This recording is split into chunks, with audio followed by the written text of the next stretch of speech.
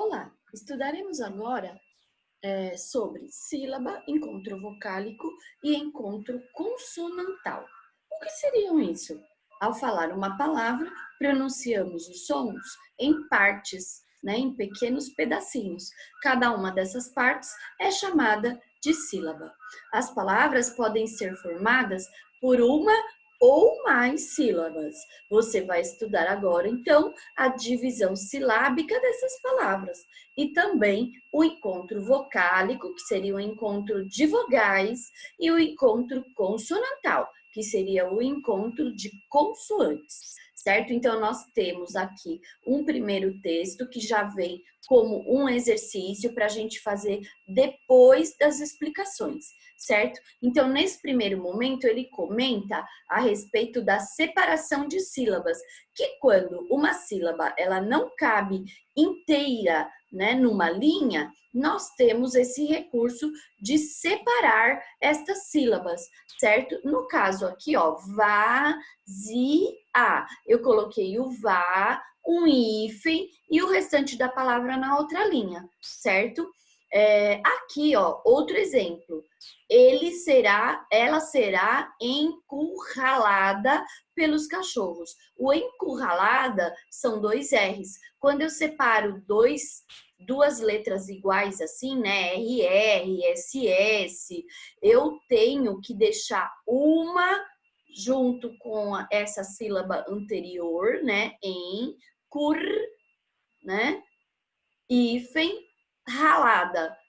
Encurralada, certo? É assim que eu separo quando eu tenho dois R's ou dois S's, ok? Uma fica numa sílaba e a outra vai para outra sílaba, tá? E aqui eu tenho mais um exemplo da palavrinha jogo de mas. Ó, o de, o hífen e o mas lá na outra linha, certo? Então aqui nós tivemos alguns exemplos de separação, de divisão silábica, tá? Então, a divisão silábica ocorre com bastante frequência quando escrevemos um texto e que algumas palavras não cabem inteira em uma mesma linha ou no espaço disponível. Nesse caso, é preciso separar a palavra em sílabas por meio de um hífen e terminá-las na linha seguinte, ok? O número 2 também já é um exercício, tá? E ele vai falar um pouquinho sobre os encontros vocálicos, ou seja, o encontro de vogais.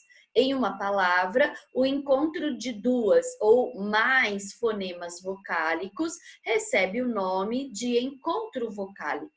Esse encontro vocálico, né, que é o encontro de vogais, ele pode acontecer de três maneiras. A primeira é o ditongo, que é a união de duas vogais numa mesma sílaba, certo? O tritongo, que é o encontro de três vogais, né? Por isso pronunciadas numa mesma sílaba. E o hiato já é o encontro de vogais, porém, quando a gente separa as sílabas, elas ficarão em sílabas diferentes, ok? Então, ó, vamos lá para alguns exemplos aqui em cima, tá? Ó, meus, tá? Eu não falo meus, eu falo meus. Então, aqui eu tenho um ditongo, tá? Duas vogais que permanecerão na mesma sílaba, tá? Depois, eu tenho aqui, por exemplo, caírem, tá? Aqui eu tenho duas vogais, mas eu vou separar estas vogais quando eu separar a sílaba. Vai ficar ca, i, rem, certo? Então, ela tenho duas, mas quando eu separar as sílabas, elas vão se separar. Isso eu tenho um hiato, tá? E aqui, no caso do pessegueiro, tá? Eu tenho três vogais, ó, o e e o i. E que quando eu separar as sílabas, elas vão ficar juntas, tá? Aqui, ó, no caso do SS, eu vou separar pes, se, gueiro, certo? Então, essas três vão continuar juntas, eu chamo de tritongo, tá? E aqui no pessegueiro eu tenho um encontro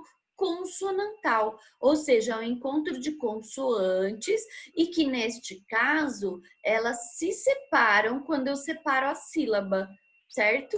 E aqui, ó, em flores, eu tenho de novo o encontro consonantal, só que quando eu separar as sílabas, o FL vai continuar junto, vai ficar flores, certo? Então, aqui na última linha, eu tenho dois exemplos de separação, ou melhor, de encontro consonantal, tá bom? Então, olha, o encontro de duas consoantes em uma só palavra recebe o nome de encontro consonantal, tá? O caso de vidro, né? Quando eu separo, elas ficam juntas numa mesma sílaba.